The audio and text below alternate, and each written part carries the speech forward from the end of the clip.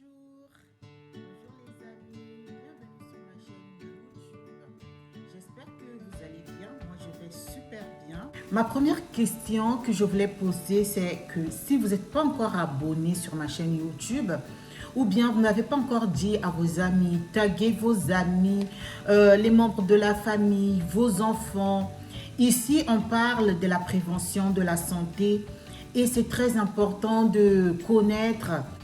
Aujourd'hui, on va parler des personnes qui vivent dans un milieu toxique et qui le savent, qui se disent que je ne veux pas être comme ces personnes-là parce qu'ils savent, ils ont fait leur pré-diagnostic. C'est-à-dire le pré-diagnostic, c'est quand tu reconnais, tu sais, le milieu dans lequel je suis, il y a la toxicité. Il y a des personnes toxiques et ces personnes-là, je les côtoie tous les jours. Pour beaucoup de raisons, je n'ai pas le choix de les éviter. Je n'ai pas le choix de quitter pour l'instant ce milieu toxique. Anticiper sur le plan psychologique les personnes qui nous rendent toxiques afin que nous, on ne le reproduise pas ou que nous ne soyons pas impactés par leur toxicité. Il y a un adage qui dit que si vous mettez une tomate pourrie au milieu des bonnes tomates, toutes les autres tomates vont pourrir. Vous êtes vulnérable et vous allez reproduire d'une manière consciente ou inconsciente de la toxicité de ces personnes. Une fois que vous saviez bien que je suis avec ces personnes-là et que ces personnes sont toxiques.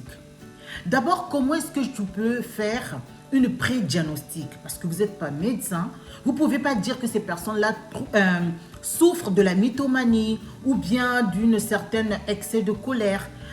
Mais vous savez qu'elles sont quand même toxiques pour vous, pour votre entourage. Dans les lieux estudiantils, vous savez que quand nous sommes dans les campus, ou bien vous partez à la fac, vous quittez votre maison, vous partez à la fac. C'est un lieu, l'école c'est un lieu où tu es propice à la toxicité des autres personnes.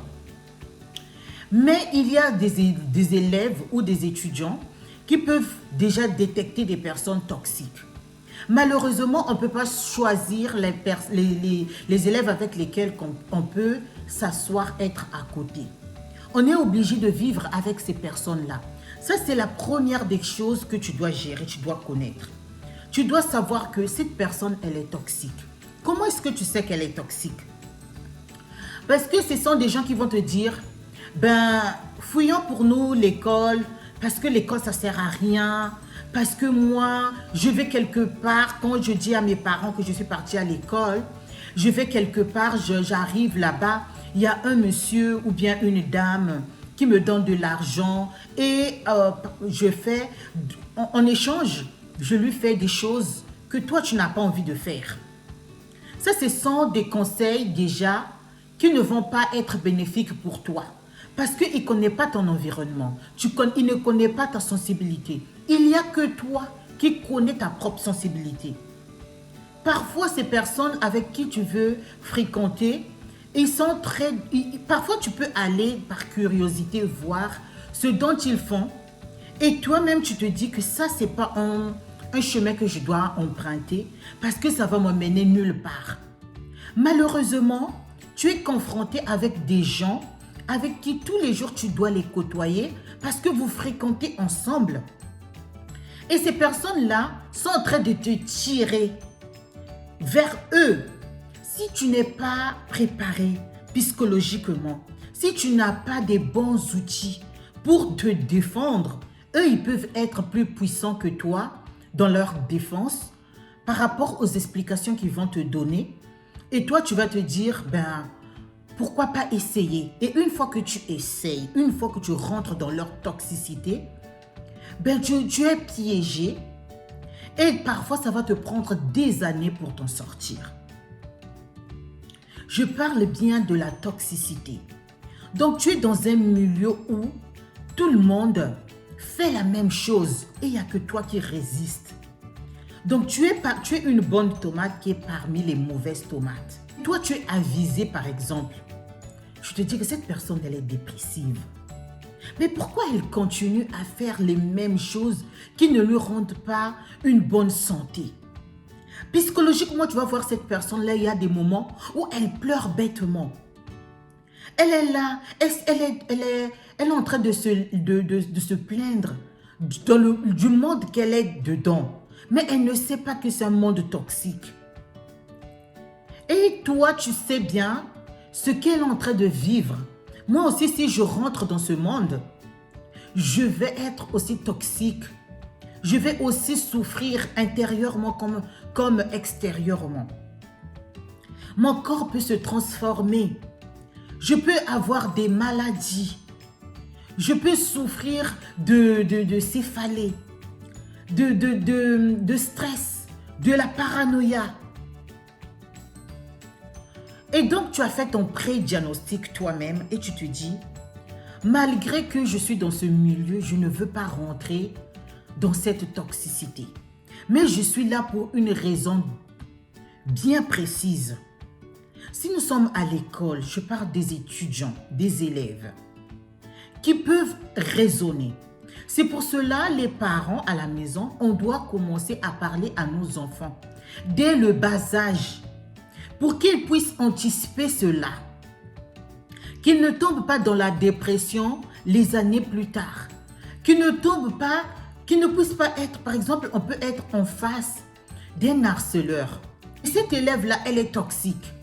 Elle veut entraîner d'autres élèves dans sa toxicité pour pourrir la vie d'un autre élève dans le harcèlement. Dans une situation pareille, tu dois savoir que c'est une personne toxique qui te cherche et qui veut que tu sois comme elle. Et malheureusement, on ne choisit jamais son voisin. On ne choisit jamais la personne avec qui tu vas t'asseoir à l'école. Tu ne vas pas choisir ta famille parce qu'il y a des familles aussi qui sont toxiques. Ton père, ta mère, tu n'as pas des moyens d'aller vivre chez une autre personne. Et parfois, pour des raisons religieuses, tu es obligé de vivre avec ces parents-là. Mais tu sais bien que ces parents sont toxiques parce qu'ils se chamaillent tous les jours. Ils sont dans l'alcoolisme. La maison est remplie de saleté. Ils crient tout le temps. Ils boivent des médicaments pour pouvoir dormir. Ils ne se supportent pas. Mais malgré ça, ils sont toujours ensemble. Ils ont toujours des enfants. C'est un milieu qui est toxique. Pour un enfant mineur, on peut le retirer quand nous sommes dans les pays développés où on détecte que cet enfant-là, il est dans un milieu toxique. On retire cet enfant pour protéger cet enfant. Mais malheureusement, on peut retirer cet enfant, on le met dans une autre famille, comme dans les familles d'accueil.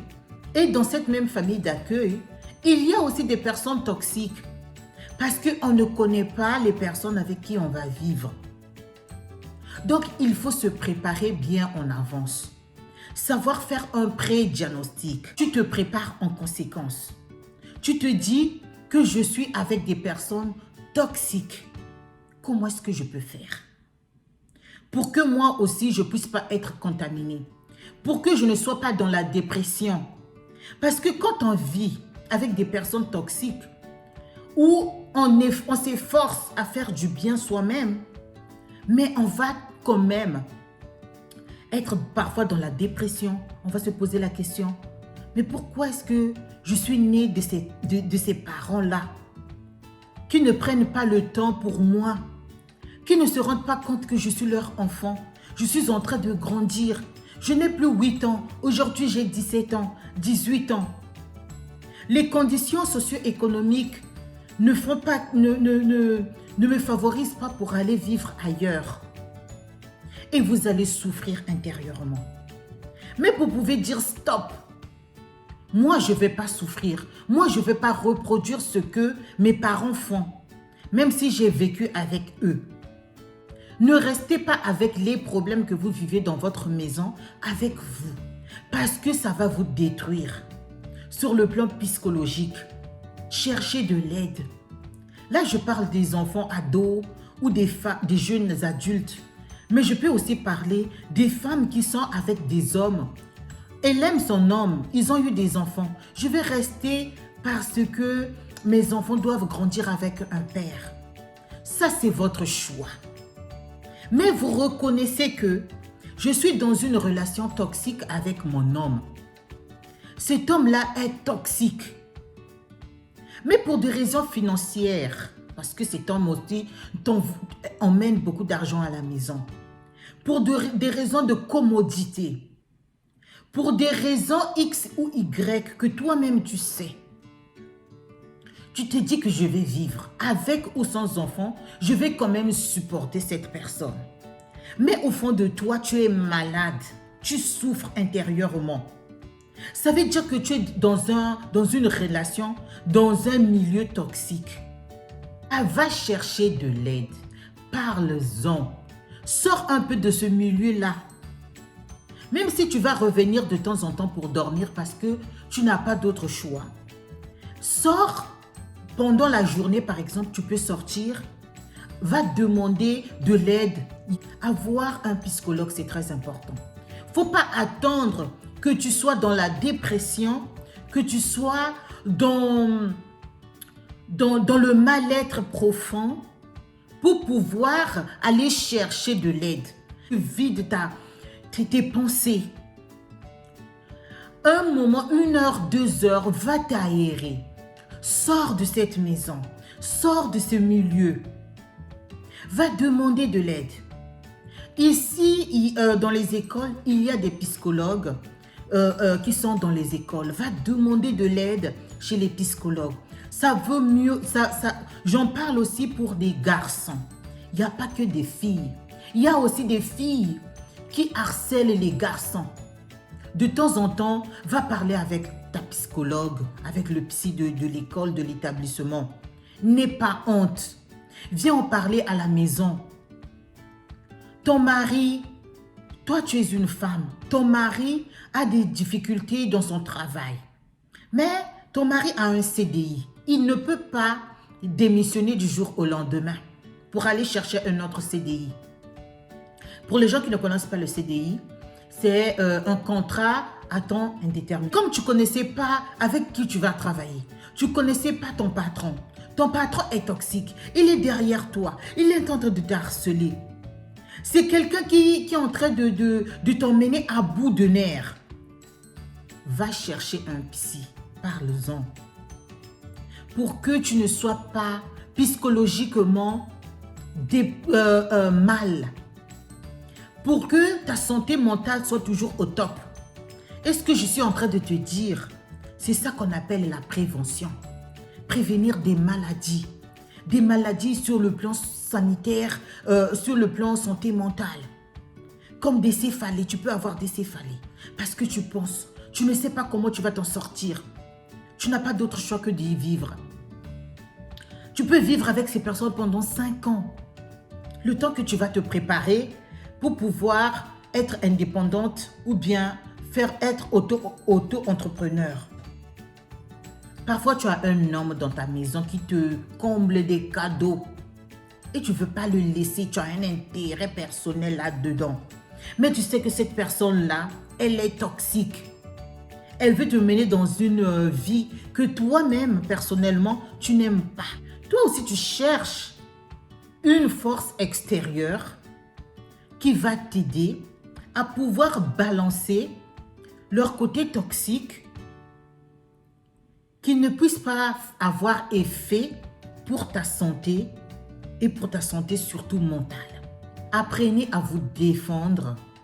Apprenez à faire un petit bilan de là où vous êtes, dans votre travail, dans votre famille, avec votre conjoint, votre mari, vos enfants.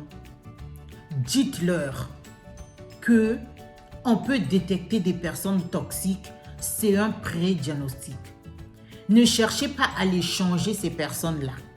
Si vous voulez coûte que coûte vivre avec ces personnes pour des raisons X ou Y, mais vous-même, préservez-vous.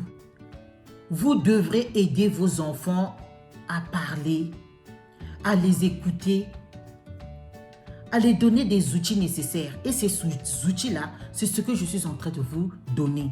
Prévenir, c'est guérir à 80%. Mettez ça dans votre tête.